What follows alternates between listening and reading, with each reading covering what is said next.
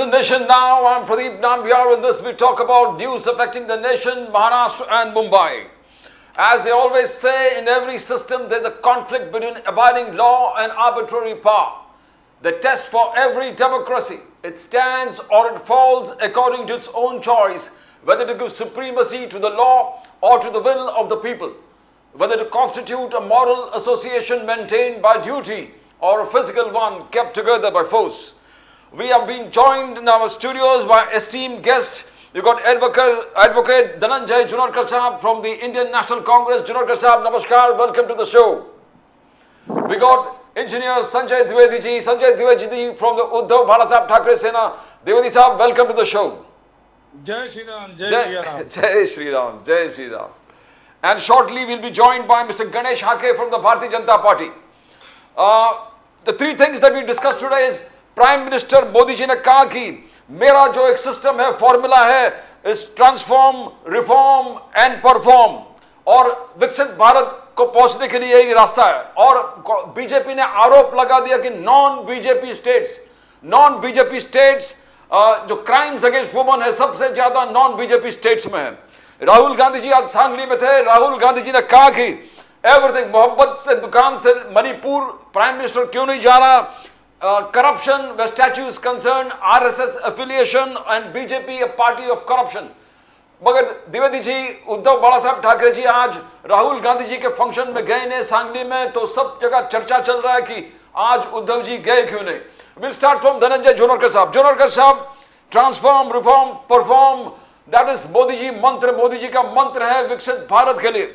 उन्होंने आगे जाकर बीजेपी ने आरोप लगा दिया है कि जो भी नॉन बीजेपी स्टेट्स है वहां पर क्राइम्स अगेंस्ट वुमन सबसे ज्यादा है, सबसे ज्यादा.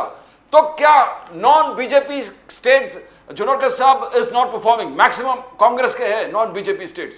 किस प्रकार से देखते हो जो आरोप बीजेपी ने लगाया आप पर?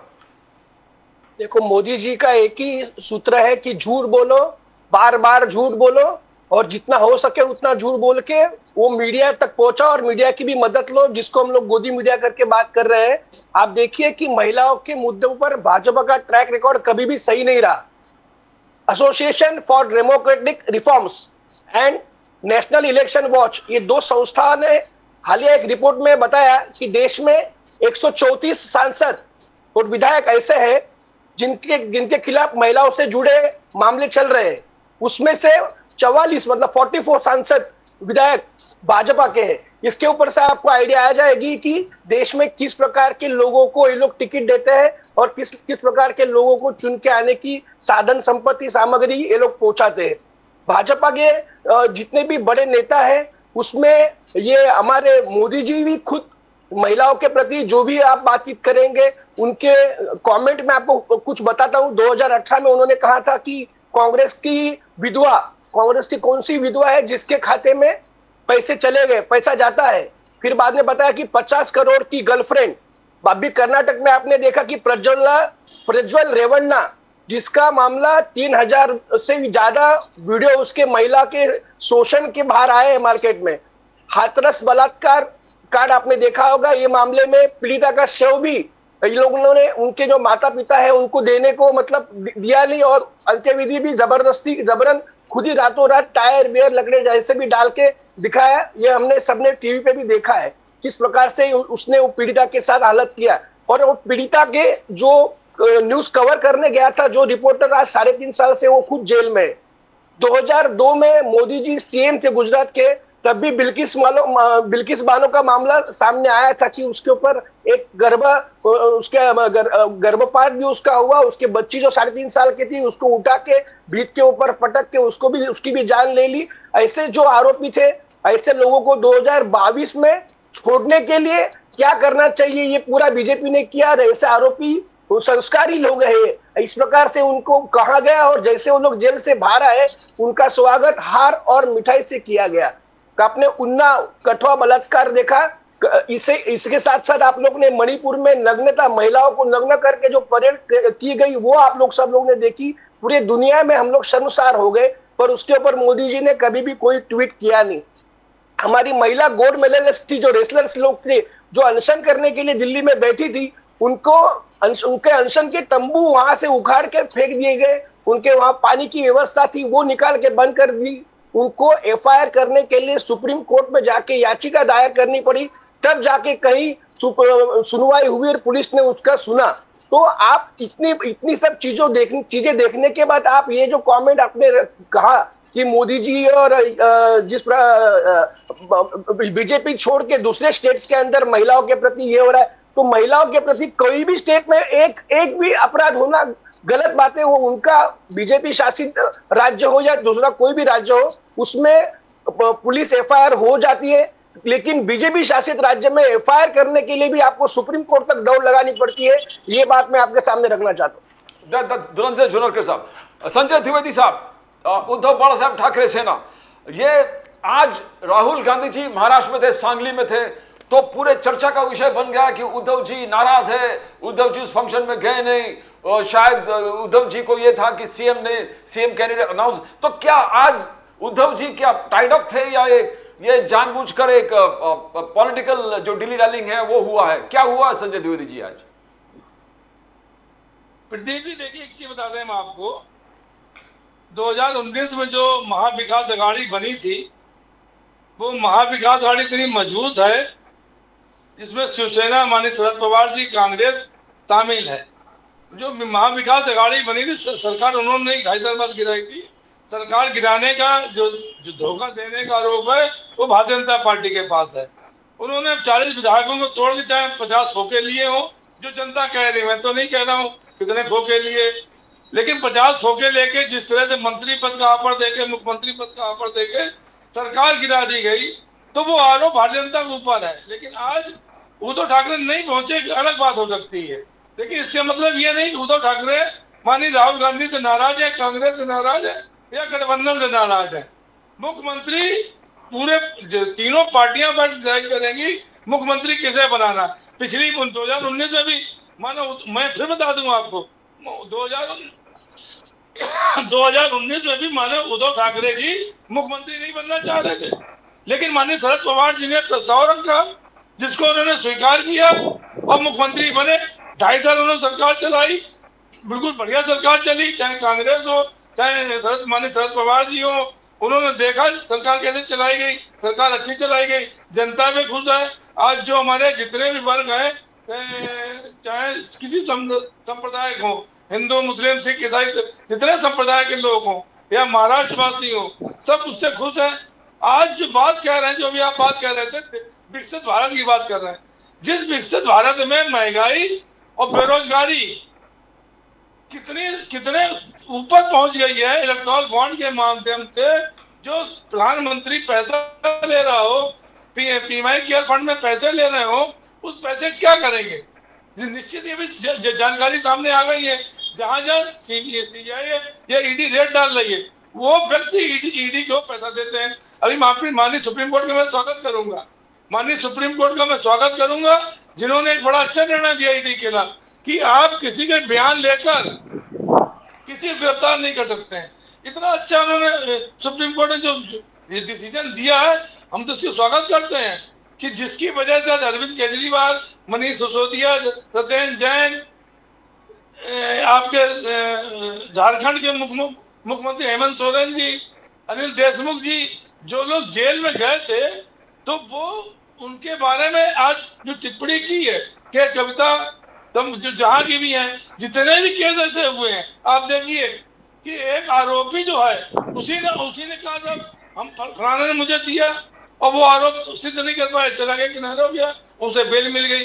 तो जो विकसित भारत की बात कर रहे हैं, जहां महंगाई चरम सीमा पे, बेरोजगारी चरम सीमा पे और देश बेचा जा रहा है, एयरपोर्ट बेच दिए गए, बीपीसीएल बेच दी गई, रेलवे बेचा जा रहा है, तो जो चीजें ये हो रही देश में, इसके जिम्मेदार कौन है? आज अगर विकसित भारत की बात करते हैं तो अडानी जैसे लोग जो 2014 से पहले किस पोजीशन में थे, आज कहां पहुंच गए? मैं नहीं कहता हूं, ठीक है, हर उद्योगपति आगे बढ़ता है, लेकिन जो तेजी बढ़ी, जो तेजी से बढ़े, जो एकदम छलांग लगा के ऊपर आए इन 10 सालों के अंदर, 11 सालों के अंदर, वो देखने वाली चीज है।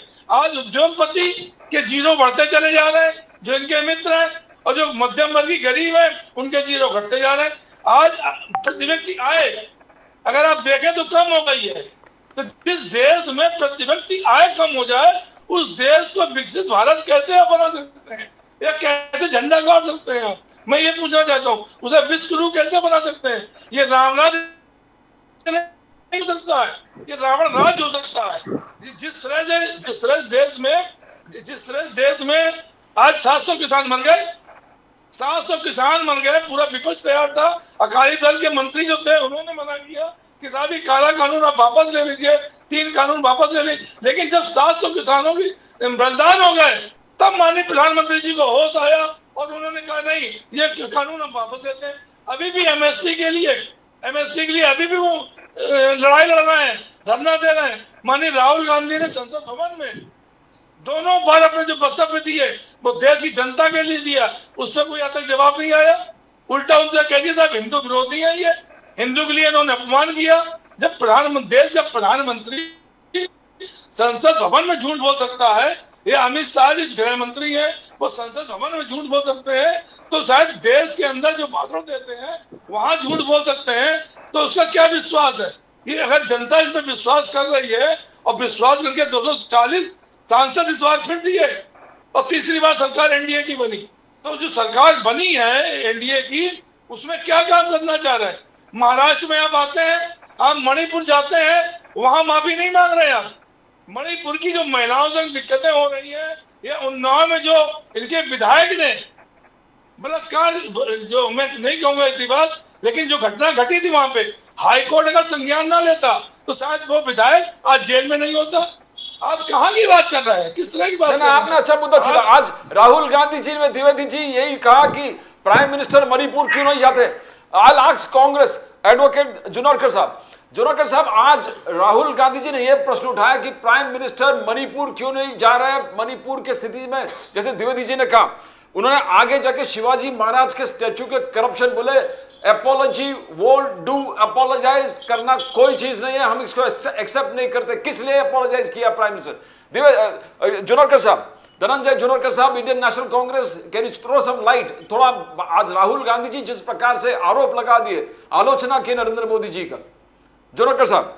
देखो, शिखर धवन के अंगूठे को चोट लगी थी तो उसके ऊपर में आदरणीय मोदी जी ने ट्वीट किया था, लेकिन उनको ये मणिपुर में जो घटना हुई है उसको उनको हिसाब से कोई महत्व नहीं है कि वहां नग्न परेड की जा रही है, वहां से पुलिस स्टेशन लूटे जा रहे हैं, पुलिस स्टेशन की बंदूक, राइफल और वहां की सब शस्त्र वहां से लोग लेके जा रहे हैं, गोलियां लेके जा रहे हैं। ये सब कोई चीज महत्व नहीं रखती। शिखर धवन का अंगूठा महत्व का था। जहां इलेक्शन है और वहां उनको बिल्कुल जाना जरूरी है। वहां कल इलेक्शन आ जाएगा तो वहां भी वो जाएंगे, इलेक्शन नहीं है तो नहीं जाएंगे। वो प्रचार प्रधानमंत्री की जगह उसको प्रचार मंत्री सब लोग क्रिटिसिज्म करते हैं, हमने कभी किया नहीं। लेकिन अभी ये इस प्रकार का उनका जो कार्यक्रम है, जिस प्रकार से वो महाराष्ट्र में 2-2 बार 4-4 बार आके जिस प्रकार से भाषा में बात कर रहे हैं, उसके ऊपर से लग रहा है कि महाराष्ट्र की लोकसभा की 48 सीट ने जो झटका दिया, यहाँ विधानसभा की 288 सीट में भी कल को वही सुपड़ा साफ होने वाला है। तो कम से कम महाराष्ट्र में बचाने की कोशिश की जाए। बड़ा राज्य है महाराष्ट्र में, बड़े बड़े जो उद्योग है, जो और भी बचे कुचे उद्योग है, उनको भी गुजरात में लेके जाना है। इसलिए महाराष्ट्र में सीएम अपना ही बैठना चाहिए, वही उनका विचारधारा है। तो इस प्रकार की विचारधारा को हम लोग निषेध करते हैं। और आदरणीय राहुल जी ने सही बताया कि वो मणिपुर क्यों नहीं जा रहे, और ये सवाल हमने बार बार उठाया, लेकिन आज तक इसका जवाब नहीं मिला। नहीं, ये मोनोपोली जो A1 A2, राहुल गांधी जी ने ये भी बताया कि मैं पार्लियामेंट में बार बार अडानी अंबानी के इश्यूज को उठाता हूं, मगर मुझे बोलने नहीं देते पार्लियामेंट में। तो मैंने उनको कहा कि अडानी अंबानी नहीं बोलता हूं, A1 A2 बोलता हूं। तो ये विरोध हो रहा, बट पूरे दुनिया को दिख रहा है, देश को दिख रहा है कि मोनोपोली क्रिएट हो रहा है, बिजनेसेस क्रिएट। खड़गे साहब ने आगे जाके बोला कि 16 लाख करोड़ इंडस्ट्रियलिस्ट के आपने माफ कर दिया, बट किसानों का तो इसको क्या आपको लग रहा है मोदी जी कुछ करने वाले हैं किसानों के लिए? वो तो कह रहे हैं रिपोर्ट कार्ड बहुत इंप्रेसिव है। भारतीय जनता पार्टी जिस बार ये 2014 में लोग आए थे, तभी हम लोग ने बताया था कि सूट बूट और लूट की सरकार है। जब से हमने वही वाक्य पे आज भी हम लोग कायम है, ये सूट बूट लूट की सरकार, इसके आगे और चली गई। जमीन, जंगल, पानी, हवा। अब हवा भी बेचने का बाकी है। बाकी तो उन्होंने जितने भी आप देख रहे हैं, प्लेटफॉर्म से लेके एयरपोर्ट से लेके जितने भी खदान से लेके जितने भी जंगल तक है, वो लोग पूरे के पूरे एक ही दिशा में जा रहे हैं। और उनके चहीते उद्योगपति मित्र, जैसे भी लाड़की बहन बोल रहे, तो मैं तो लाड़के उद्योगपति बोलना पड़ेगा। लाड़के 2-3 उद्योगपति है, उनके घर पे ही सब प्रकार की योजनाएं जारी है, सब प्रकार की जमीनें जारी है। अभी जो धारावाहिक का हमने सुना कि मिठागर जितने हैं, उसकी भी पूरी के पूरी जमीन भी वहां वो लोग अलॉट करने जा रहे हैं। तो ये एक प्रकार की जो मोनोपोली एक हो रही है, तो ये बिल्कुल गलत है। 1979 में इंदिरा जी ने पूरा राष्ट्रीयकरण कर दिया था, सभी को लेके। सभी वही चीज वापस हम लोग को करनी पड़ेगी। सत्ता में जिस दिन आ जाएंगे, उस दिन ये जितने भी मोनोपोली हुए वो वापस के वापस सरकार में जमा होके जहां थे, जैसे थे वैसे करने वाले। द्विवेदी जी, मेन चीज है कि एमवीए उद्धव जी लाख चाह रहे थे कि सीएम कैंडिडेट अनाउंस हो जाए, ताकि उद्धव जी ने लास्ट मंच पर यह भी कहा कि देखो, आप कोई कैंडिडेट अनाउंस कर दो, मैं सपोर्ट करने के लिए तैयार हूं। मगर शरद पवार साहब ने और जैसे कांग्रेस के नाना पटोले जी ने कहा कि कोई जरूरत नहीं है, अभी सीएम कैंडिडेट का कोई जरूरत नहीं है, चुनाव के बाद संख्या बल के हिसाब से हम सोचेंगे। तो क्या यह आपके लिए क्या एक धक्कादायक चीज है? आप इसको कैसे देखते हो? क्या शरद पवार? प्रदीप जी आपको याद होगा 2019 में भी चुनाव हुए, हम भारतीय जनता पार्टी के साथ लड़े, लेकिन बाद हमारा गठबंधन किसके साथ हो गया? एनसीपी के साथ, कांग्रेस के साथ हो गया। तो जो मुख्यमंत्री चुना गया तो बाद ही में चुना गया था ना।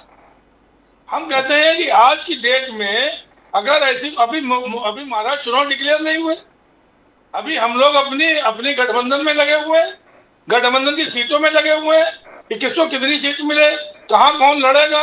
आज जो कार्य करने का जो हमारा जो काम है, आज हमारा काम क्या है?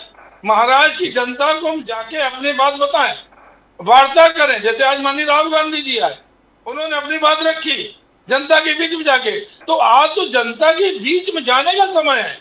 जब चुनाव डिक्लेयर हो जाएंगे तो उस समय ये डिक्लेयर होगा कि मुख्यमंत्री पद को हम ओपन करें ना करें, या ना करें, या हम उसके बाद ओपन करें।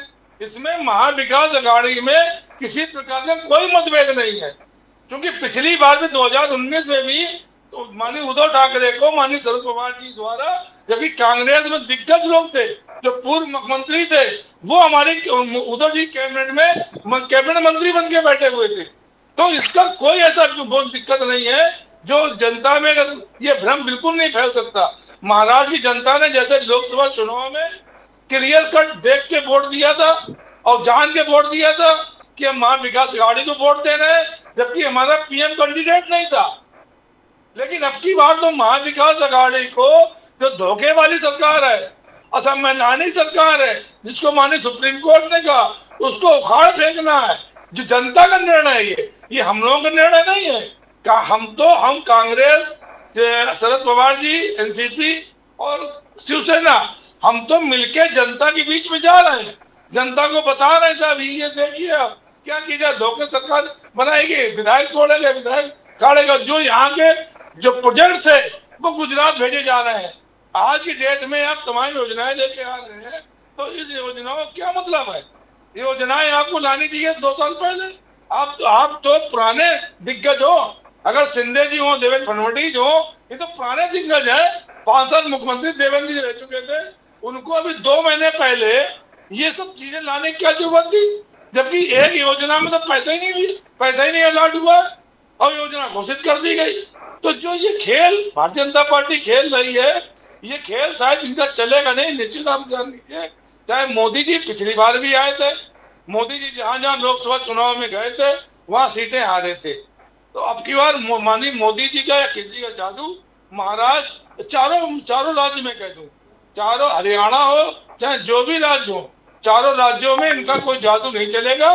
सरकार विपक्ष की आ रही है, विपक्ष एकजुट है, गठबंधन हमारा जो इंडिया गठबंधन है वो एकजुट है, उसमें कोई हमारे पास आपसी कलह नहीं है।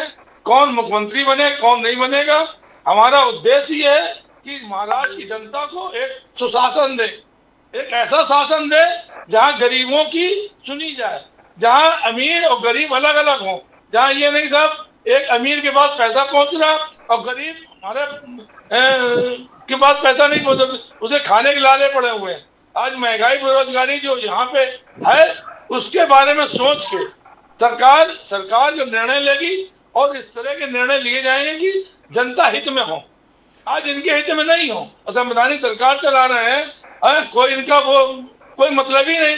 कभी कहते हैं मैं सुप्रीम कोर्ट को मानता हूँ, कभी कहते हैं मैं संविधान को मानता हूँ। संविधान को अगर मानते हैं तो दल बदल कानून का दुरुपयोग क्यों कर रहे हैं? मैं तो बार बार ही पूछ रहा हूँ।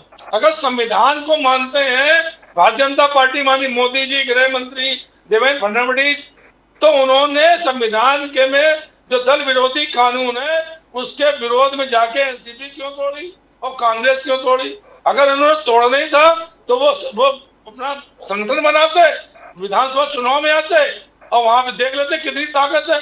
लेकिन 40 विधायक बोले के चले गए, 40 विधायक बोल 35-40 विधायक बोले के आए और उन्होंने सरकार बना ली।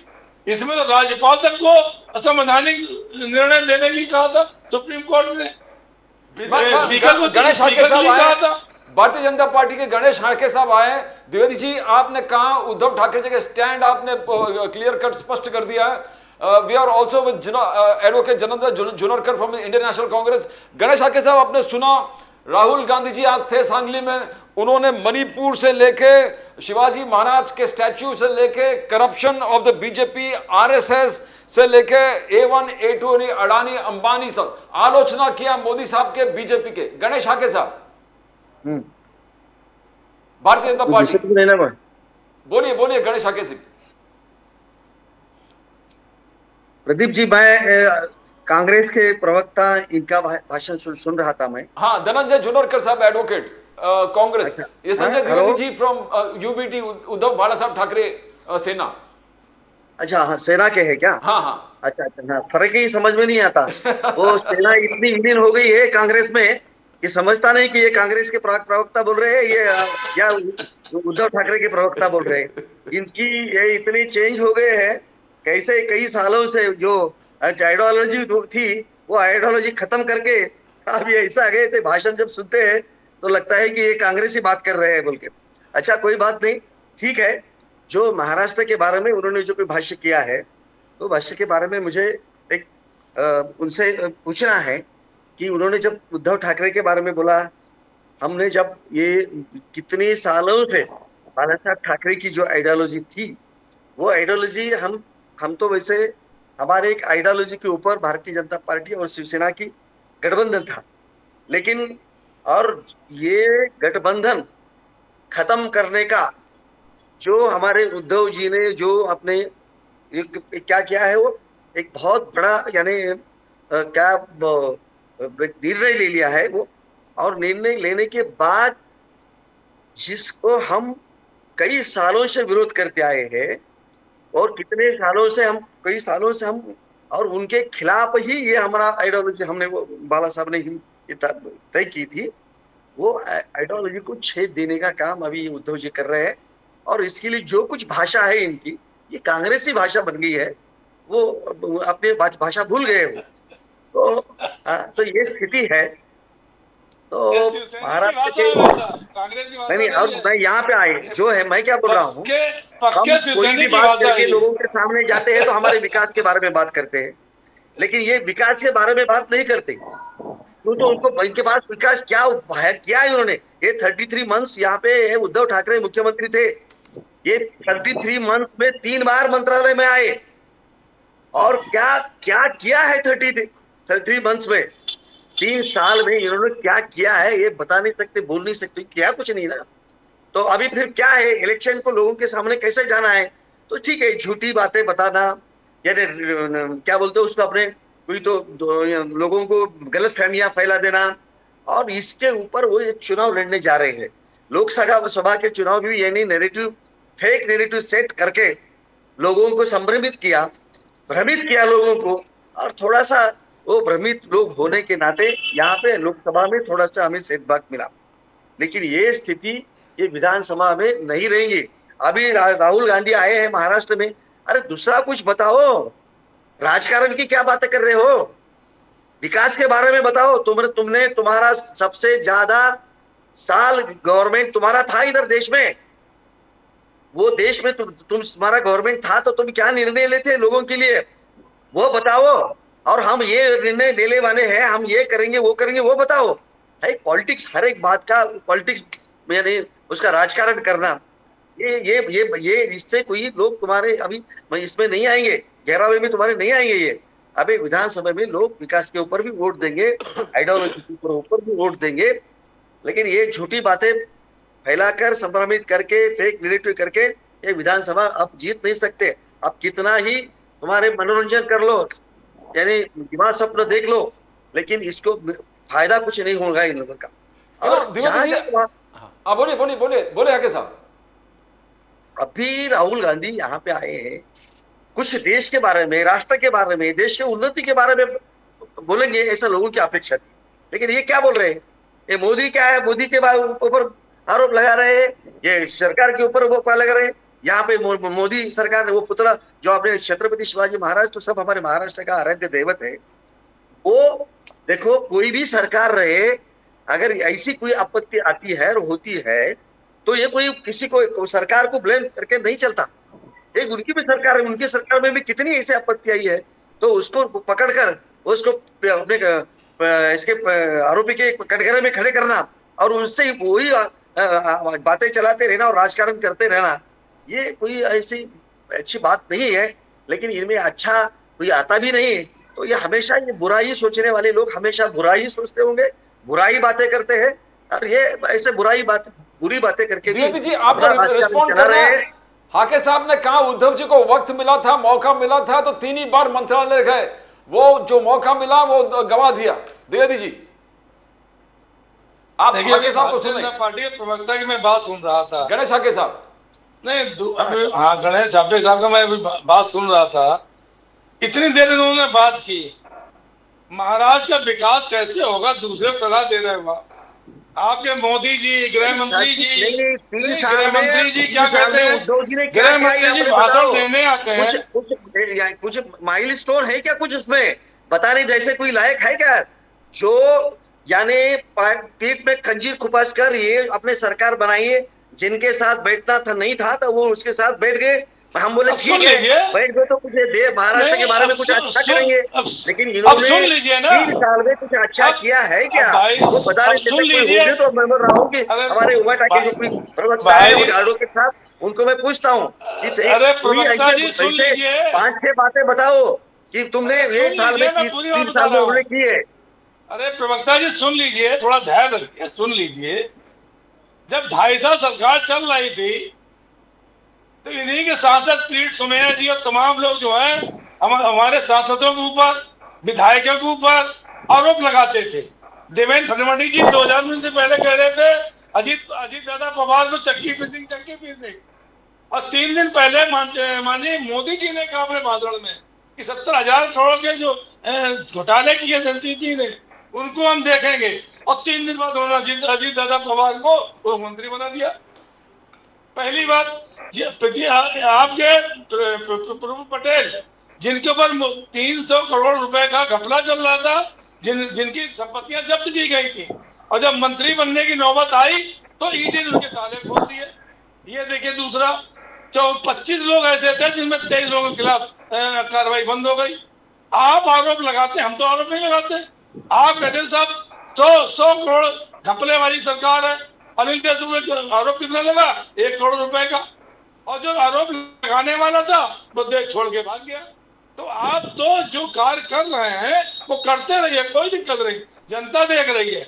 हमें जो कार्य करना है, कोरोना महामारी आई, माननीय उद्धव ठाकरे सरकार को आप कुछ भी कहो, उद्धव ठाकरे सरकार को एनसीपी, कांग्रेस और शिवसेना की सरकार चल रही थी, कोरोना महामारी ने माननीय प्रधानमंत्री जी ने तक बधाई दी, और आगे बधाई मिली, चारों तरफ से बधाइयां मिली कि जो उन्होंने जिस तरह धारावी का जो था वहां पे कोरोना फैलने नहीं दिया।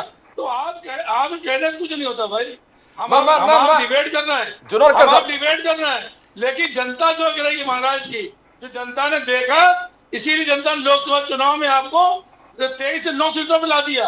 अब की बार आप 105 सीटें थे ना, अब की 40 से 42 सीटें सर रह जाएंगे आपकी मैं जुनरकर साहब के पास आता हूँ। 40 से 42 सीटें मैं कह रहा हूँ आपकी महाराष्ट्र चुनाव में, विधानसभा चुनाव में बोले 40 से 42 सीटें आपकी रह जाएंगी। आगे साहब बोलिए। इस भ्रष्टाचार के बारे में एडवोकेट साहब बोल रहे हैं ना, एडवोकेट जुनरकर साहब कांग्रेस के, ये इंजीनियर द्विवेदी है, इंजीनियर संजय द्विवेदी। वो बैठे वो कांग्रेस वाले के घोटाले के बारे में जरा बात करो। वो 15 साल ये देश में सत्ता थी, 15 साल कंटिन्यूस यूपी की गवर्नमेंट था, तब कितने हजार के कितने लाखों के घोटाले हुए। अरे तुम्हारे कांग्रेस के सरकार में भी 12 मंत्री कांग्रेस के जेल में गए। हम वो तो तभी तक हमारी सरकार नहीं थी। अभी बोल रहे हैं कि ईडी लगाया, सीबीआई लगाया। अरे तुम्हारे ही गवर्नमेंट जब थी तब तुमने भी तुम्हारे 12 मंत्रियों को जेल में क्यों डाला? क्या किया था उन्होंने? जुनरकर जी जरा बता दीजिए वकील साहब, एडवोकेट जुनरकर। हमने तो नहीं डाला था उन लोगों को, हमने तो जेल में नहीं डाला था उन लोगों को। मैं भी बताऊंगा क्यों डाले थे? द्विवेदी जी, जुनरकर जी को पूछ लेता हूं। एक मिनट में तुम्हें अगर खुशी और आनंद लगता होगा तो मैं बताता हूं कि तुम्हारा दुर्भाग्य है। हाँ जुनरकर साहब बोलिए ना। आप बोला करप्शन कांग्रेस से रग रग में है, गणेश आके साहब का कहना है। बोले आप करप्शन में लिप्त हो। तो कांग्रेस को सुबह शाम गाली देके ही काम चलाना है इनको। इनके पास दूसरा कोई एजेंडा नहीं है। इनके मैं सभी मुद्दे लाइन से लेता हूं। उन्होंने पहले कहा कि 33 मंथ्स सरकार थी, तो 33 मंथ्स में से 24 से 25 महीने के आसपास तो कोरोना था, लॉकडाउन था, कुछ काम करने जैसा नहीं था। उसके बाद उन्होंने कहा था कि राहुल गांधी जी राष्ट्र के प्रति कुछ बात नहीं कर रहे। अगर वो विपक्ष का नेता अगर पीएम को बता रहा है कि मणिपुर में जो हुआ उसके लिए आपको कभी दुख दर्द हुआ कि नहीं हुआ, आप वहां जाने को क्यों? मणिपुर के भारत के बाहर का राज्य है क्या? भारत के बाहर का प्रदेश है? वहां जाने को आपको तकलीफ क्यों हो रही है? आप विदेशों में इतनी यात्रा कर लेते हैं और देश के बाहर कुछ हुआ तो ट्वीट कर लेते हैं। मणिपुर में जाके हजारों वहां की महिलाओं को नग्न परेड हुई, उसके बारे में आपको मन में कभी शर्म या घृणा उत्पन्न नहीं हुई कि क्या हो रहा है मेरे देश के अंदर और मैं देश का प्रधानमंत्री हूँ? तो वो बात उन्होंने उनको याद करा के दे दी। वो जैसे उन्नाव कटवा में जैसे बलात्कार हुआ उसके बारे में कुछ बातें याद करा के दे दी। और शिवाजी महाराज का स्टेचू के बारे में, छत्रपति शिवाजी महाराज या आराध्य दैवत महाराष्ट्र में कहा जाता है और पूरे देश में छत्रपति शिवाजी महाराज का सम्मान है। या 8 महीने के अंदर अंदर अगर ये पुतला गिर जाता है और भीषण परिस्थिति वहां निर्माण होती है, ऐसे समय में अपने आप को इनको शर्म आनी चाहिए थी कि 8 महीने में गिरे। किसको आपने चुना? छोटे से छोटा काम भी अगर आप किसको बनाने को देते तो उसकी पहले एजेंसी चेक करते हैं। आज छत्रपति शिवाजी महाराज का पुतला कोई 1.5 फुट 2 फुट 3 फुट का जिसको प्रैक्टिस से पुतला बनाने की, ऐसे आदमी को आप चुन के लाते हो और हजारों करोड़ों रुपए का टेंडर उसके हाथ में देख के आप अपने पैसे खा के कमाने के लिए, धंधा करने के लिए क्या आपने ये पुतला बनाया था क्या? आपको सभी बातों का जवाब देना पड़ेगा। अगर ये सवाल एक विपक्ष का नेता उठाता है सभा में तो राष्ट्र के प्रति ये पैसे कहां से आ रहे हैं? पैसे इनके मामा के घर से आ रहे हैं क्या? तो जो बोला उन्होंने बिल्कुल सही बोला है और ऐसे आगे भी बोलते जाएंगे। और इन्होंने राष्ट्र के प्रति और बोलते कि कुछ नहीं हुआ तो अरविंद सुब्रमण्यम जो एक्स प्रमुख आर्थिक सलाहकार इनके थे, इन्होंने कहा कि विदेशी निवेश वास्तव में कम हो गया है। अगर भारत में इतनी आर्थिक स्थिति है, अच्छी है, तो विदेशी निवेश क्यों नहीं आ रहा है? ये सेंटेंस जो है ये कोई हमारा नहीं है, ये अरविंद सुब्रमण्यम कोई कांग्रेसी नहीं थे। और तुम्हारे सत्यपाल मलिक जी ने कहा कि मोदी जी को भ्रष्टाचार से कोई परहेज नहीं है। ये सत्यपाल मलिक कोई कांग्रेसी नेता नहीं है जिन्होंने ये बात कही। तो भ्रष्टाचार के बारे में इन लोग को बोलने की कोई जरूरत नहीं है। ये लोग कल तक हमारे ये अशोक चौहान के प्रति विरोध कर रहे थे, मोर्चे निकाल रहे थे, आदर्श के बारे में बात कर रहे थे, तो उन्होंने उनको कैसे ले लिया? कांग्रेस के जितने भी है आईटी और सीबीआई और ईडी भेज के लोगों को डरा के जितने भी करप्शन का ये लोग इलेक्शन जैसे इलेक्शन आता है ये लोग करप्शन की बातें करते हैं और वैसा उनके घर पे ईडी सीबीआई भेज के घर तोड़ के उनके वहां से आदमी को अपनी पार्टी में लेते हैं। अगर सच्चा अब इसमें से भारतीय जनता पार्टी वाला कौन सा नेता बचा है वही समझ में नहीं आ रहा। सभी नेता तो यहाँ वहां के डरा धमका के लाए हुए बेचारे बांध के गाय के बछड़े को जैसे अपने वहां से बांध के रखा अपने यहाँ तबेले में, इस प्रकार से काम हो रहा है। तो ये सब बातें अच्छी नहीं है। हम ये चाहते हैं कि भारत देश को आगे बढ़ाना है तो सबको मिलकर काम करना चाहिए। और अगर कोई बोले आप एनफोर्समेंट डायरेक्टरेट सबको जहां तक अशोक चौहान इनके पार्टी भी थे तो बहुत अच्छे थे। अभी हमारे पार्टी में आए बुरे हो गए।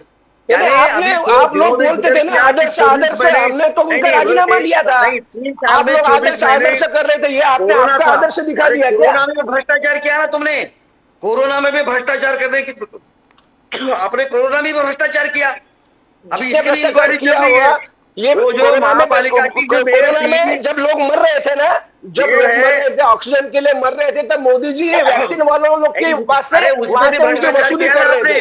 तुम लोग वसूली कर रहे थे बड़ी बड़ी वैक्सीन कंपनियों का। तो कोरोना के बारे में हमको मत सिखाओ। लग रही है ना ईडीसी में जिस दिन 400 का आंकड़ा, 400 पार, तब बातें बंद हो गई, 300 के नीचे आ गए। अभी तो कम से कम इंसान बनो। उसमें भी आमच्या मराठी में कहावत है, प्रेतावरच्या टाळूवरचं लोणी खाल्याचं काम केलं तुम्ही कोरोना कोविड। आपने बीफ एक्सपोर्ट करने वाली जो टॉप की कंपनियां हैं उनके ऊपर रेट डाली और उनके वहां से भी चंदा चोरी किया। इन लोग को बीफ की कंपनियों का भी माल इनको चाहिए, ये वो भी चलता है। राम के नाम से चंदा की चोरी करने वाले ये लोग हमको राजकारण सिखाएंगे और हमको हमारे बारे में भ्रष्टाचार की बात करेंगे। ये हंसने को आ रहा है।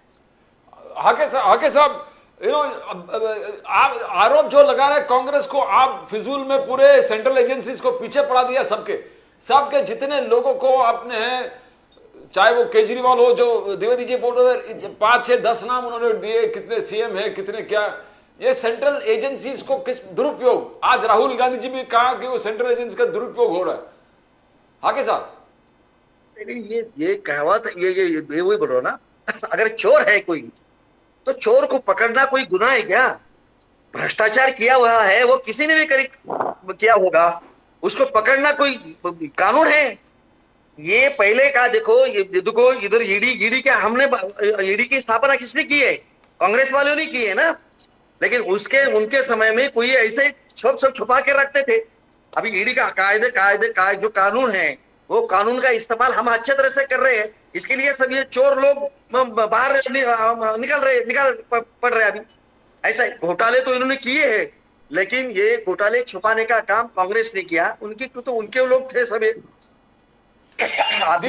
द्विवेदी जी बोलिए। कानून के हिसाब से भी अभी ईडी बीडी जब इंक्वायरी कर रही है, ये सब लोग बाहर आ रहे हैं, चोर लोग सब बाहर आ रहे हैं। और चोरों को पकड़ना बड़ी अच्छी बात और शिक्षा करना, इसमें कोई गलत नहीं है। कानून का इस्तेमाल करना, कॉन्स्टिट्यूशन का इस्तेमाल करना, सुन लीजिए, काम है और अच्छे गुड गवर्नेंस का ये काम है। भारतीय जनता पार्टी के प्रवक्ता बड़ी अच्छी बात कर रहे हैं। कांग्रेस दिमाग लगाई थी बैंकों के राष्ट्रीयकरण में, कांग्रेस दिमाग लगाई सब्सिडी उपक्रम बनाने में, कांग्रेस दिमाग लगा रही थी सरकार में कि सब स्विच लेके एरोप्लेन कैसे बने, कांग्रेस ध्यान लगा रही थी औद्योगिक संस्थान कैसे बने, IIT कैसे बने, IIM कैसे बने। और भारतीय जनता पार्टी क्या दिमाग लगा रही है? 2000 करोड़ का राष्ट्रीय कार्यालय कैसे बने, 20 करोड़ पर जिले में देखे, 1000 जिलों में कार्यालय कैसे बनाए जाए, 1000 जिलों में कार्यालय कैसे बनाए जाए। सुन लीजिए ठीक है, 1000 जिलों में 20 करोड़ रुपए से कैसे कार्यालय बनाया जाए, इंजीनियरिंग 2000 करोड़ का राष्ट्रीय कार्यालय कैसे बनाया जाए। आज राष्ट्रीय कार्यालय कांग्रेस का देख लीजिए और पार्टी को देख लीजिए, इनका राष्ट्रीय कार्यालय देख लीजिए। इलेक्टोरल बॉन्ड में पैसा कैसे है, चाहे वो बीफ कंपनी दे, चाहे वो कोई कंपनी दे। इलेक्टोरल बॉन्ड तो मैं सुप्रीम कोर्ट का मैं शुक्रगुजार हूँ, धन्यवाद देता हूँ, जिन्होंने कम से कम नाम दिखा दिए कि किसको कितने पैसे मिले। आज 70% रुपया जो है इलेक्टोरल बॉन्ड में इनके पास पहुंच गया। कैसे पहुंच गया भाई? ईडी, सीबीआई, IT इनका बनाया था कांग्रेस ने, अच्छे कार्य के लिए, अच्छे राजकारण के लिए बनाया था, जिसमें चाहे कांग्रेस का आदमी हो, चाहे बीजेपी का आदमी हो, चाहे शिवसेना का आदमी हो, जो भ्रष्टाचार करता था वो फंसता था। लेकिन आज क्या होगा 2014 के बाद? 2014 के बाद 99-100% जो केस लगे हैं, वो केस लगे किसके ऊपर? सिर्फ विपक्ष के ऊपर लगे। आज सेबी के जो थे अध्यक्ष, सेबी के अध्यक्ष है, चलिए उन्होंने एक वहां से आया था कि साहब इन पे आरोप लगाया था, इन्होंने 100 करोड़ रुपए का खरीदे शेयर, कोई जांच नहीं कराई प्रधानमंत्री जी ने। क्यों नहीं कराई? अभी कांग्रेस ने आरोप लगाया कि ICICI बैंक से भी इनको 16 करोड़ रुपए इन्होंने तनख्वाह ली। कैसे तनख्वाह ले ली? अगर सेबी का अध्यक्ष जी काम कर रहा है तो शेयर मार्केट की हालत हम क्या देखेंगे? शेयर मार्केट किसकी जिम्मे रखा गया? आप इस तरह के अध्यक्ष बना रहे हैं जो जिनके ऊपर आप कार्रवाई नहीं कर सकते। आप अगर उन्होंने हिंडनबर्ग ने आरोप लगाया था सेबी कहते तो आपको जांच करनी चाहिए थी ना। और कांग्रेस जो आरोप लगाए 16 करोड़ रुपए आए कि नहीं आए, ये जांच का विषय नहीं है। ईडी क्या कर रही है? अब ईडी इसमें नहीं आ रही आपकी, ईडी यहाँ गायब है। तो ईडी का काम ये नहीं था। ईडी संवैधानिक संस्था थी। सुप्रीम कोर्ट ने जो आदेश दिया है अभी परसों कल परसों में कि जो गवाह जो मुलजिम पकड़े जाएंगे उनकी गवाही के आधार पर किसी को गिरफ्तार नहीं किया जाएगा। आपने क्या किया? अरविंद केजरीवाल गिरफ्तार हुए, अनिल देशमुख जी गिरफ्तार हुए, इसके बाद आपके सत्येंद्र जैन जी गिरफ्तार हुए, मनीष सिसोदिया गिरफ्तार हुए। कैसे गिरफ्तार हुए और आरोप कहां से कर पाए? सुप्रीम कोर्ट ने, हाई कोर्ट ने, डिस्ट्रिक्ट कोर्ट ने जो आपने आरोप लगाए थे उनको खारिज कर दिया, बता दिया इनका कोई आरोप ही नहीं लग रहा और जमानत दे दी। तो आप कौन सी बात करना चाह रहे हैं? इस देश में प्रजातंत्र है, लोकतंत्र है कि तानाशाही है कि अहम और अहंकार से सरकारें चलेंगी? क्या तानाशाही सरकारें चलेंगी?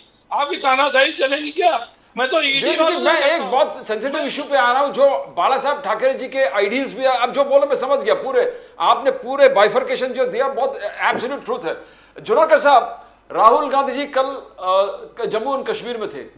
जम्मू एंड कश्मीर में तो बीजेपी तुरंत आवाज उठाने लगे बिकॉज द्विवेदी जी बाला साहब ठाकरे जी का भी आइडियल था, सपना था आर्टिकल 370 एब्रोगेशन। फारूक अब्दुल्ला पर अमित शाह जी ने जुनाकर साहब क्वेश्चन पूछा है कि ये जो एक देश दो विधान दो प्रधान दो संविधान कैसे हो सकता है? और अगर फारूक अब्दुल्ला के साथ मिलकर आप हाथ मिलाकर सब कुछ कर रहे हो तो फिर ये आर्टिकल 370 क्या आप रेस्टोर करोगे? क्या पाकिस्तान से डायलॉग करने बोलोगे? क्या एलओसी ट्रेड पाकिस्तान के साथ होगा? तो क्या जो स्टोन पेल्टर्स थे उनको वापस नौकरी पे लगा देंगे? जुनाकर साहब, बहुत सारे चीज जो अमित शाह ने प्रश्न पूछे, 10 प्रश्न पूछे हैं राहुल गांधी जी और कांग्रेस को, तो कैसे मैच होगा फारूक अब्दुल्ला के साथ? ये संगम जो है आपका किस प्रकार से चलेगा? सर, जनतंत्र में हम लोग हैं और जनतंत्र के हिसाब से जो चीजें होनी चाहिए, जो रूल्स रेगुलेशन जहां भी पूरे देश में एक है वहां भी एक ही हिसाब से हो रहा है। और अमित शाह जी के कोई क्वेश्चन को महत्व देने की जरूरत नहीं है क्योंकि उन्होंने जितने भी सवाल पूछे हैं वो सवाल एक बच्चे के माफिक के सवाल पूछे हैं। वहां लाहौर से भारत के अंदर बस किसने चालू की? बिरयानी खाने के लिए डायरेक्ट फ्लाइट लेके वहां कौन चला गया था? जिन्ना की कब्र पे फूल डालने के लिए वहां कौन गया था? तो इन्होंने ये सब बातें करने की जरूरत नहीं है और ये सब बातों को कोई हम महत्व देते नहीं है। और एक राष्ट्र दो संविधान वगैरह ये बातों में भी कोई दम नहीं है। देखो, स्टेट का कायदा अलग है और सेंट्रल गवर्नमेंट का मैं एडवोकेट हूं तो मुझे मालूम है सेंट्रल गवर्नमेंट के कितने कायदे हैं। तो क्या सेंट्रल गवर्नमेंट के लॉ और स्टेट गवर्नमेंट के लॉ अलग होने से क्या 70 साल में कोई प्रॉब्लम हुआ क्या किसको? सब चीजें अपने अपने हिसाब से चल रही है और बिल्कुल ठीक से चल रही है। और आप बताइए, जब से 370 हटा, 370 हटने ही वाला था, वो टेम्पररी ही था। उसके अंदर आप पढ़ेंगे तो उसमें लिखा हुआ है कि जब भी इनका मन करेगा ये कि अभी ऐसा इस प्रकार से हमको नहीं चाहिए तो 370 हटा दिया जाएगा। तो ये टेम्पररी चीज थी, हट गई, तो उसके आगे ज्यादा अपने को बोल के कुछ मतलब नहीं है। पर 370 हटने के बाद वहां बिल्कुल सब लोग प्लॉट खरीदी करने को जाने वाले थे। भारतीय जनता पार्टी के लोग और वहां के उद्योगपति वो दिखाई नहीं दिए। कश्मीरी पंडित जो थे हमारे, उनका वहां वापस वहां रहने की व्यवस्था होने वाली थी और वहां बसने वाले थे। वो एक भी 5 भी कश्मीर पंडित का घर, फैमिली का घर आज तक दिखने को अपने को मिला नहीं। और रोज के रोज वहां हत्याएं हो रही है और जवान शहीद हो रहे हैं और जवानों के शव तिरंगे में लपेट कर वापस आ रहे हैं। एक वेदनादायी हमको और आपको सबको देखने को एक चित्र वारंवार दृश्य हमको देखना पड़ रहा है। तो ये 370 का फायदा इन्होंने किया है कि 370 का नुकसान किया? हम तो ये चाहते हैं कि भाई वहां कश्मीर स्वर्ग कहा जाता है, तो कश्मीर का स्वर्ग जमीन पे रह के स्वर्ग की अनुभूति चाहिए। वहां जाके स्वर्ग में जाके मर के स्वर्ग की अनुभूति हमको नहीं चाहिए। जिस प्रकार से अमित शाह जी कर रहे हैं, वो वहां मरने के लिए जाने के लिए व्यवस्था हो रही है कि जीने के लिए करना वहां के लोगों को जीने का, नौकरी का साधन देने की काम करना चाहिए। तो हम तो मोहब्बत की दुकान लेके बैठे हैं और हम लोग क्या काम कर रहे हैं? हम लोग लोगों को घर में रोजगार देना और वहां के लोगों के मन में बिल्कुल शांति महसूस कराना, और ये जो पाकिस्तान से बाहर से जहां से भी ये लोग आ रहे और देश में जिस प्रकार की अशांति फैला रहे, उन पे कड़ी कार्रवाई करना, ये काम हम लोग अमित शाह से अपेक्षित है, पर वो तो कुछ दिखाई नहीं दे रहा। द्विवेदी जी, ये बाला साहब ठाकरे जी के सपने थे। आर्टिकल 370 बोलो, दो ही चीज है मुझे, राम मंदिर और प्राइम मिनिस्टर बनूंगा, दो चीज, आर्टिकल 370 राम मंदिर। मगर आज जिस हालात में है, आप बाला साहब ठाकरे साहब के साथ भी जुड़े थे पहले, तो क्या आपको लग रहा है क्या बाला साहब ठाकरे जी का सपना और आज जो हो रहा है, कांग्रेस, आप एमवीए के एक इंडिया अलायंस के एक अहम पार्टनर हो उद्धव ठाकरे जी, तो क्या कॉम्प्रोमाइज होगा बाला साहब ठाकरे जी के विचारों का, अपने आइडियल्स का, अपने सपने का? कैसे देखते हैं द्विवेदी साहब? प्रदीप जी स्पष्ट एक बात बताते हैं, देखिए बाला साहब ठाकरे विचारक थे, एक विचारक थे, उनके सिद्धांत थे, उनके तरीके थे। कमलाबाई कहते थे भारतीय जनता पार्टी को। आज भारतीय जनता पार्टी बाला साहब की बहुत बात करती है, लेकिन बाला साहब ठाकरे भारत रत्न नहीं दे पाई, भारत रत्न बाला साहब ठाकरे को नहीं दे पाई। तमाम लोगों की बात करते हैं कि साहब उनको भारत रत्न नहीं दे पाई। तो जो इनकी देखिए कथनी करने में अंतर है। बाला साहब ठाकरे का था 370, जैसे अभी हमारे कांग्रेस प्रवक्ता जी ने बताया, 370 धारा हटने के बाद 6 साल बाद चुनाव हो रहे हैं, और चुनाव होते समय क्या कोई कश्मीरी पंडित वहां पहुंच गए? नहीं पहुंचे। और जो बाला साहब ठाकरे की बात करते हैं, इनके सिद्धांतों पे चलते हैं, नीतियों चलते हैं, कितना नीतियों चलते हैं बाला साहब ठाकरे की। बाला साहब ठाकरे कितने अगर पूजनीय इनके थे, उनकी पार्टी क्यों तोड़ दी? अगर बाला साहब ठाकरे कितने भक्त हैं, 3 साल तक गठबंधन में थे, पहली बात इनको शर्म आनी चाहिए बाला साहब ठाकरे का नाम लेने में। जिस बाला साहब ठाकरे की नाम लेते हैं, पार्टी तो शिवसेना, उद्धव ठाकरे राष्ट्रीय प्रमुख है।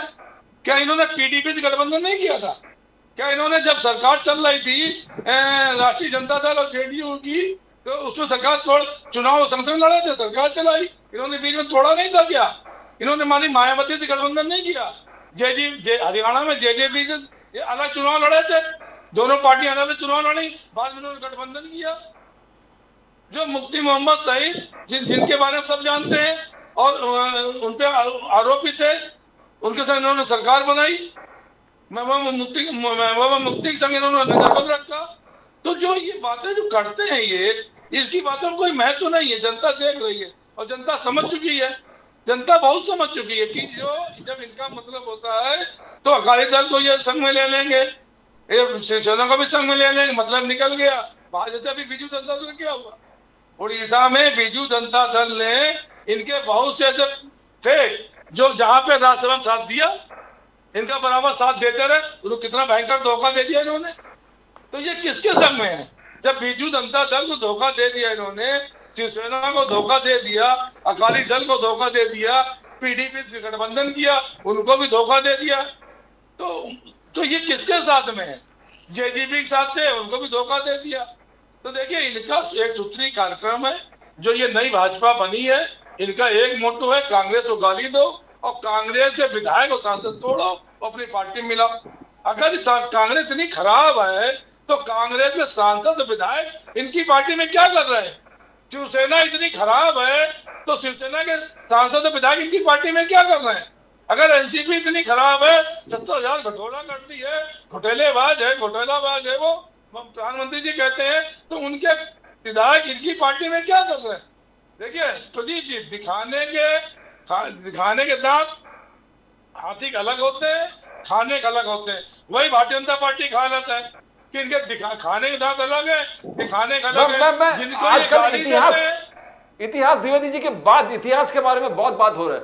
जुनेकर साहब, चैलेंज आप पे है कि जवाहरलाल नेहरू ने शिवाजी महाराज पे जो आरोप किया, और देवेंद्र फडणवीस जी का बार बार कहना कि आपने हिस्ट्री को डिस्टॉर्ट किया, आपने हिस्ट्री को ऐसा दिखा दिया कि शिवाजी महाराज एग्रेसर थे, बार बार सूरत को लूटा, और आपने इतिहास के बुक्स में, हिस्ट्री के बुक्स में लगातार ये सिखाते रहे, पर ये गलत हिस्ट्री था। देवेंद्र फडणवीस जी ने जवाहरलाल नेहरू और आप पे आरोप लगा दिया कि आप सदियों से इस देश को गलत इतिहास सिखा रहे। व्हाट इज द ट्रुथ जुनेकर साहब, सच्चाई क्या है? सर 75 ईयर्स में बीजेपी इतनी बार सत्ता में आई, महाराष्ट्र में भी सत्ता में आई, तो आज तक उनको ये याद नहीं आया कि सूरत में लूट हुई या नहीं हुई थी। तो थोड़ा सा डीप में आप जाएंगे तो आपको बताया जाएगा कि ये जो जवाहरलाल नेहरू जी ने जो सेंटेंस वापरा था, वो रेफरेंस उन्होंने कहां से लिया था? जदुनाथ सरकार उनकी किताब से लिया था। 1927 के आसपास की ये बात है। उसके बाद 3 साल के अंदर जब दूसरे लोगों ने और हिस्ट्री चेक किया और उन्होंने वहां की बताया कि ये जो चीजें यदुनाथ सरकार ने अपने किताब में लिखी है ये थोड़ी गलत है, तो उन्होंने नेक्स्ट एडिशन में वो रेफरेंस निकाल डाला। जैसे उन्होंने वो रेफरेंस निकाल डाला 1930 में, तो जवाहरलाल नेहरू जी ने भी अपना जो सेंटेंस था, जो उनके ऊपर से रेफरेंस लिया था, उन्होंने भी वो सेंटेंस रेफरेंस की किताब की वजह से निकाल डाला। तो ये बात तो ये हो गई सामने सामने की, जवाहरलाल नेहरू जी ने जो बात की थी वो अपने हिसाब से सही बात की थी, क्योंकि उन्होंने किसी का रेफरेंस वापरा था। उन्होंने रेफरेंस बताना कोई गलत बात नहीं है। दूसरी बात आपने कहा कि आप क्या बता रहे थे? दूसरी बात, इतिहास में कंटिन्यूसली आपने अभी तक नहीं, लूट की है वो, आपने सूरत की लूट की बात कर रहे थे। तो सूरत के अंदर मुगलों की सरकार थी, वहां कोई भारतीय जनता पार्टी का अगर शासन हुआ तो बात दूसरी है। वहां मुगलों की सरकार थी और मुगलों की सरकार में वहां जिस प्रकार से अन्याय करके ये काम कर रहे थे, पूरे भारत भर में जिस प्रकार से हिंदुओं के मंदिरों को सबको तकलीफ दे रहे थे, तो उनको कहीं ना कहीं कोई ना कोई जगह पे एक सेटबैक लगना चाहिए, उनको भी थोड़ी दहशत होनी चाहिए। इसलिए शिवाजी महाराज ने वहां सूरत में लूट की थी और उसको उसमें ऐसे आदमी को चुना गया था, जो ऐसे व्यापारियों को चुना गया था कि जो वहां जनता को तकलीफ दे रहे थे। ऐसे लोगों को, एक आम आदमी के घर पे जाके, किसी को किसान को जाके घर पे जाके या महिलाओं को तकलीफ देना, ये काम शिवाजी महाराज की आर्मी ने नहीं किया। तो इसके लिए ये जो बातें उन्होंने की थी, दोनों बातें झूठ थे। नो द्विवेदी जी, आप इसको कैसे जस्टिफाई करेंगे? बिकॉज देवेंद्र फडणवीस जी ने क्लियर कट आरोप लगा दिया कि कंटिन्यूसली कांग्रेस और आप जो अभी एमवीए के साथी हो, यू आर डिस्टॉर्टिंग हिस्ट्री। आप इतिहास को, आज शरद पवार जी ने कहा कि इतिहास, तो ये इतिहास में शिवाजी महाराज के इतिहास में क्या चल रहा है? संजय द्विवेदी जी, देखिए, मूर्ति गिर गई। अब मूर्ति चूंकि उन्होंने बनाई, मूर्ति गिर गई, वहां से गिर गई। अभी क्या करें देवेंद्र फडणवीस जी? जनता को क्या बताए? माननीय प्रधानमंत्री जी मोदी जी माफी मांगने आ गए, अभी तक कहीं माफी नहीं मांगे, किसी राज्य में नहीं मांगे, या कहीं जाके माफी नहीं मांगे, वहां माफी मांगने आ गए। तो देवेंद्र फडणवीस जो है, ये इनका अपना खुद का संतुलन सही नहीं है, खुद का हिसाब किताब सही नहीं है। क्या बोल रहे, जो मुख्यमंत्री था उसे उप मुख्यमंत्री बना दिया गया पार्टी ने। तो क्या करें क्या ना करें, उनकी समझ नहीं समझ में आ रहा। अब ये चुनाव महाराष्ट्र के आ गए, इतने अटैकिंग चुनाव है कि उनको हार दिखाई पड़ रही है। देवेंद्र फडणवीस जी को अपनी हार दिखाई पड़ रही है। वो समझ गए कि 40 से 42 सीटें इस बार महाराष्ट्र में मिलना तय। मैं नहीं कह रहा हूँ, ये वहां की जनता कह रही है। जनता अपना निर्णय दे रही है कि ऐसे लोगों का कोई भरोसा दीन ईमान नहीं है, जो सरकारें तोड़ते हो, सरकार तोड़ के अपनी सरकार बनाते हो, 2.5 साल तक चुनाव का इंतजार न कर सकते हो। ऐसे लोगों को कोई विश्वास नहीं, वो क्या कह रहे क्या नहीं कह रहे, उनकी बातों को जनता कोई मान नहीं देगी। जो जिस वजह से ये दिग्भ्रमित लोगों कर रहे, जैसा कि हमारे कांग्रेस प्रवक्ता जी ने बिल्कुल स्पष्ट बता दिया उनकी बात पे। तो जो देवेंद्र फडणवीस जो कह रहे हैं, उसकी कोई जनता उस बात पर कोई भरोसा नहीं करेगी। और निश्चित आप जान लीजिए, आपकी चुनाव जो है जबरदस्त चुनाव होगा, 200 पार। आपकी 200 पार का नारा हम लोगों का है, जनता का है, हमारा नहीं है। जनता का नारा है 200 पार, कि जिससे ये सरकार जो है विधायक तोड़ ना पाए। आपकी बात कर्नाटक में आपने देखा था, दल बदल कानून हुआ था। दल बदल कानून के बाद सरकार कांग्रेस की आई, इतनी बृहद उसमें आई कि इनका कोई भी घोटाले नहीं चल पाएंगे, इनका कोई सूत्र नहीं चल पाएगा, कोई तोड़ने की इनकी ताकत नहीं चल पाएगी। महाराष्ट्र में वही होने वाला है।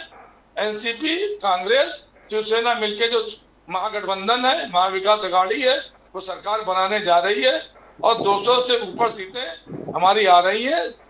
ये मुश्किल से सब सिमट जाएंगे, 50-60-70 सीटों के अंदर सिमट जाएंगे। जुनर साहब, लाडकी बहन है, ये इतना जबरदस्त स्कीम है, एकदम पूरे महाराष्ट्र में हंगामा करके रखा है लाडकी बहन स्कीम। कतार लगे।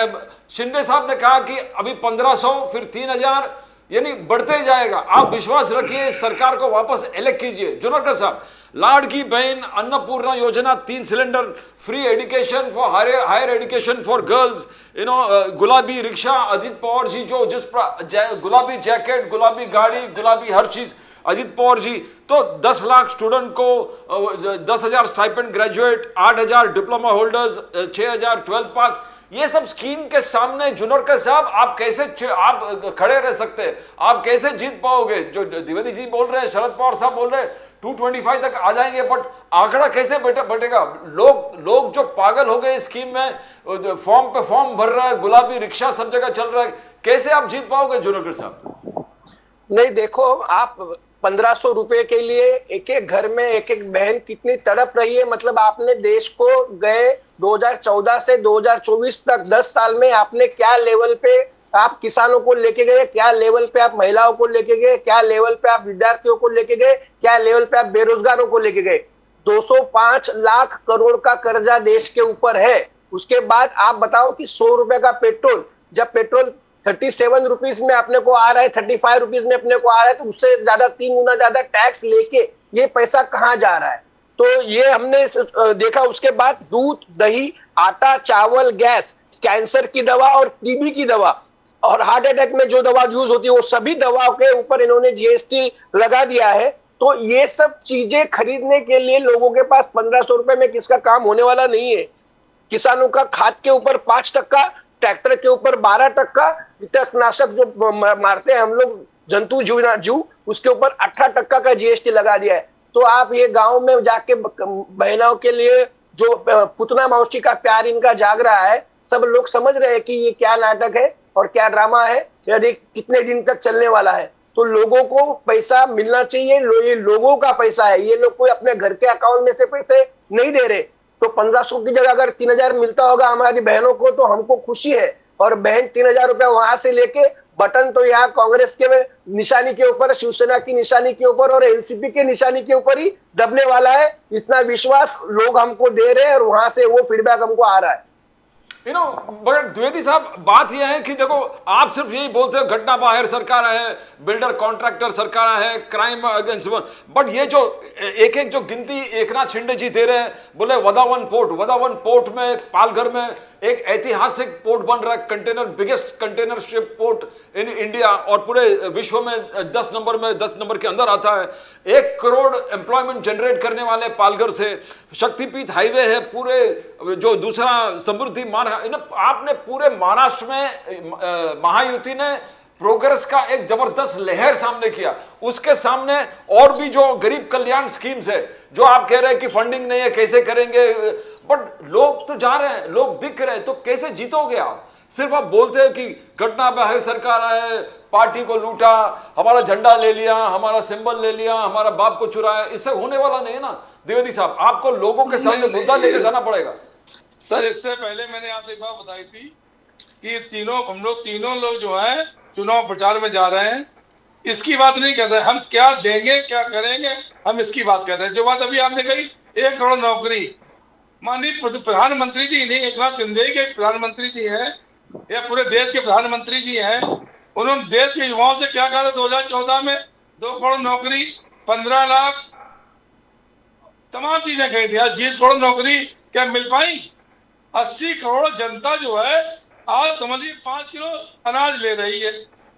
जिस देश में 80 करोड़ 140 करोड़ में 80 करोड़ जनता का अनाज ले रही हो, सरकार से मुफ्त राशन ले रही हो, तो उस देश के बारे में आप क्या कहेंगे? तो उसका देश का कितना विकास हुआ? 20 करोड़ की नौकरी मिली क्या? 15 लाख आए क्या? नोटबंदी हुई, नोटबंदी करने का भ्रष्टाचार खत्म हो जाएगा क्या? भ्रष्टाचार खत्म हुआ? या आतंकवादी भाग गए, आतंकवादी मर गए? तमाम चीजें जीएसटी लाने में आज जो देश का नौजवान है, जो देश के छोटे ठेकेदार थे, जो मध्यम वर्गीय हमारे दुकानदार हैं, आज इस तरह जो लोग जीएसटी में जो आ रहे हैं, उनकी रोजी रोटी चली गई। आज इन्होंने सेक्टर खत्म कर दिया, आज इन्होंने रियल एस्टेट का सेक्टर ही खत्म कर दिया। जहां पे तमाम नौकरियां थी, तमाम बिजनेस थे, वहां पे कम से कम 300 ऐसी चीजें थी। उस देखिए रियल एस्टेट में 300 चीजें लगती थी, और उन 300 जो चीजें लगती थी वो तमाम चीजें आती हैं, कारपेंट्री हो गई, तमाम चीजें ऐसी, आपके बाथरूम के फीचर्स आते हैं, तमाम चीजें ऐसी होती हैं जिसमें मजदूर लगते हैं। लेकिन जब रियल एस्टेट खत्म हो गई तो उसका भी काम खत्म हो गया। अब वहां पे अनएम्प्लॉयड हो गया। आज इंजीनियर्स, सुपरवाइजर्स, लेबर सब बेरोजगार घूम रही है। और 42,000 कर्मचारी अगर अडानी के यहाँ से निकाल दिए जाते हैं तो आप सोच लीजिए 42,000 कर्मचारी कहाँ जाएंगे? तो इनको ये सब चीजें नहीं दिखाई पड़ रही है, ना मोदी जी को दिखाई पड़ रही, ना अमित शाह जी को दिखाई पड़ रही, ना देवेंद्र फडणवीस जी को दिखाई पड़ रही कि 42,000 एक साथ अगर बेरोजगार लोग हो जाएं तो उनके घरों में कैसे चलेगा दिया, कैसे राशन बनेगा, कैसे खाना बनेगा और कैसे वो अपनी जिंदगी जिएंगे? क्योंकि 100 रुपए पेट्रोल, 100 रुपए डीजल और महंगाई की हालत ये है। आप मार्केट में जाइए 100 रुपए से नीचे कोई सब्जी नहीं। तो दालों की हालत ये है कि आप उनको भी देख लीजिए। तो जो आदमी 1 किलो दाल लेता था वो पौवा भर दाल लेके आ रहा, पानी मिला के खाना बना रहा। बेरोजगारी इतनी बढ़ गई है कि जिनके अगर 4 बच्चे हैं, चारों घर में बैठे हैं, उनके माँ बाप से आप पूछिए, जिनके बच्चे घर में बैठे हुए हैं, उनको रोजगार नहीं मिल रहे हैं, उनके बारे में क्या होगा? आपने रियल एस्टेट खत्म कर दी, आपने जो संसाधन थे वो खत्म कर दिए, सार्वजनिक उपक्रम आप बेच रहे हैं, आपने एयरपोर्ट बेच दिए, एयरपोर्ट आप बेचे दे रहे हैं। एयरपोर्ट में क्या काम किसी दूसरे बाहरी व्यक्ति का? रेलवे आप बेचे दे रहे हैं, सबसे ज्यादा रेलवे थी हमारी इनकम करने वाली। LIC भी आपने हाथ साफ करना शुरू कर दिया। तमाम ऐसी कंपनियां हैं जिनमें आप हाथ साफ करके दे रहे हैं। तो ये चीजें जो की जा रही हैं देश में, ये चीजें जो की जा रही हैं, इससे देश का जो वातावरण है, जो युवा है, जो बेरोजगार हो रहे हैं, जो माताएं, जो बहनें हैं, वो परेशान हैं। उनके घर में नोटबंदी जब आपने की तो माताओं बहनों के यहाँ से 1-1 रुपए निकल गए, लेकिन क्या हुआ आज की डेट में? कोई फायदा नहीं, नोट आपने बदल दिए। तो जो इस तरह के जो निर्णय आप ले रहे हैं, जिसके पीछे RBI ने भी कहा कि निर्णय गलत थे, तो ये निर्णय जो गलत निर्णय हो रहे हैं देश में, इसके जिम्मेदार कौन है? आप तमाम बातें करिए। अभी मैं डिबेट कर रहा हूँ, तमाम हवाम बातें करता चला जाऊं, उससे क्या फायदा होगा? मैं भाषण देने जाऊं, वहां तमाम हवाम बातें कर दूं, उससे क्या होगा? जो माननीय राहुल गांधी जो हमारे विपक्ष के नेता हैं, उन्होंने लोकसभा में 2 बार जो क्वेश्चन पूछे जनता के विषय में, जनता के लिए, उसका जवाब आज तक मिला? उसके बारे में मिला? आज चक्रव्यूह में पूरा देश फंस गया, पूरा देश फंसा पड़ा हुआ है। गरीब मध्यम वर्गीय की आय कम हो रही है। आपने अगर महंगाई बढ़ाई है, अगर उनको 15,000 रुपए पहले मिलते थे, 15,000 रुपए अभी मिलते हैं, तो जो महंगाई बढ़ी है, फायदा तो उसी सामान तो उसी से आएगा ना। तो जो पहले 12,000 रुपए में सामान आ जाता था, अब वो आप आ जाते 14,000 में आ रहा, 15,000 में सामान आ रहा। तो जो इस तरह की महंगाई बढ़ रही है, इस तरह की बेरोजगारी बढ़ रही है, इससे देश का भला नहीं होना है, भला नहीं होगा। Welcome to the final round. Dwivedi ji, Junnarkar साहब, you have been the biggest gainer Lok Sabha में। महाराष्ट्र में आप देखो, देश में भी था, बट महाराष्ट्र में सबसे बड़ा गेनर आप थे। 1 सीट से कहां पहुंच गए आप, जुनेरकर साहब? बट बात यह है कि अब आगे विधानसभा में क्या देख रहे हो? शरद पवार साहब ने कहा, पहले 155 का आंकड़ा दिया था, अब शरद पवार साहब कह रहे हैं हमारा MA will get 225 seats. Junnarkar साहब, how are you going to fare? You have fared fantastically in the Lok Sabha elections. क्या टारगेट है यहाँ पर? सर, भारत जोड़ो यात्रा और भारत में न्याय यात्रा जिस प्रकार से निकाली गई, उसमें लाखों प्रकार के लोगों से मिलना हुआ, अपना अपना दर्द उन्होंने सबको बताया। महिलाएं थी उसमें, किसान थे, बेरोजगार थे, युवा थे, सब लोगों ने अपने अपने दुख के बारे में बताया। और जिस प्रकार से आदरणीय राहुल जी मेहनत कर रहे हैं, उस प्रकार से जो विभाजनकारी शक्ति को दूर रखने का काम हो रहा था, वो लोकसभा में आपने देखा। लोकसभा में भी हम लोग को कुछ मिलने वाला नहीं है, इस प्रकार का प्रचार चल रहा था। लेकिन आपने देखा कि किस प्रकार से कांग्रेस यहाँ सबसे ऊपर की पार्टी बनी, नंबर 1 पार्टी बनी। लेकिन यहाँ हम लोग नंबर 1 और नंबर 2 इस चीज को हम महत्व नहीं देते। शिवसेना और ये उद्धव ठाकरे जी की शिवसेना और हमारे पवार साहब बिल्कुल विद्वान है, और उन्होंने जो बिल्कुल कहा है, अगर 225 का आंकड़ा कहा है तो बिल्कुल हो जाएगा। और आपको और मुझे, मैंने लास्ट डिबेट में भी बताया था कि इनको महाराष्ट्र में लोकसभा में क्या उनकी स्थिति होने जा रही है। तो ये 225 का आंकड़ा बिल्कुल सुहावना, सुनने में भी अच्छा लग रहा है और होने वाला भी है। और आपके माध्यम से मैं यही आखिरी बार बताना चाहूंगा कि जो भी राहुल गांधी जी ने कहा है कि हम लोग मोहब्बत की दुकान खोल के काम कर रहे हैं, तो वही मोहब्बत की दुकान का जो देश भर के अंदर का जो मैसेज था वही महाराष्ट्र में भी रहेगा। और महाराष्ट्र की जनता बिल्कुल हम ये तीनों पार्टियों को हमको सपोर्ट करेगी और हमारा ही विजय निश्चित होगा। ये द्विवेदी साहब फाइनल वर्ड। उद्धव ठाकरे जी वो सीमेंटिंग फोर्स, जब पवार साहब था, मगर उद्धव ठाकरे जी बहुत इंपॉर्टेंट रोल किए। लोकसभा में देखा कि महाराष्ट्र में पूरे एमवीए को ताकत से जिताने के लिए, बट आप खुद थोड़ा पीछे रह गए, वॉट एवर द रीजंस। मगर आपसे हम लोग देख रहे हैं, पॉलिटिकल ऑब्जर्वर्स देख रहे हैं, आपसे दुर्व्यवहार हो रहा है। आपका मंच पर बड़ा कुर्सी होता था उद्धव ठाकरे जी का, अब तीनों का सेम कुर्सी हो गया। पहले उद्धव ठाकरे जी सीएम फेस थे, अब वो सीएम फेस है ही नहीं, बोले जिसका ज्यादा सीट होगा कांग्रेस, फिर वो अपने उस पर आ गए, नहीं हम ही। तो कैसे आप देख रहे हो, क्या इसमें उद्धव ठाकरे जी का लॉस हुआ, एमवीए का फायदा हुआ, उद्धव ठाकरे जी का लॉस हुआ? कैसे प्रदीप जी, मैं महाराष्ट्र जनता से अपील करता हूं कि जिस तरह से लोकसभा चुनाव में विकास अघाड़ी को जिताया था, जो अपनी जो शुभकामनाएं दी थी, अपना आशीर्वाद दिया था, अब की जो चुनाव आ रहा है विधानसभा का, उसमें भरपूर अपना आशीर्वाद दें। और जो आपने बात अभी कही, कुर्सी छोटी बड़ी नहीं होती सर, दिल में जगह होनी चाहिए। ये मुट्ठी बंद होके मुट्ठी आगे बढ़नी चाहिए। अगर दिल में जगह है तो चाहे कुर्सी छोटी हो चाहे बड़ी, और दिल में जगह नहीं है, बड़ी कुर्सी पर डाल दिया तो कोई फायदा नहीं है।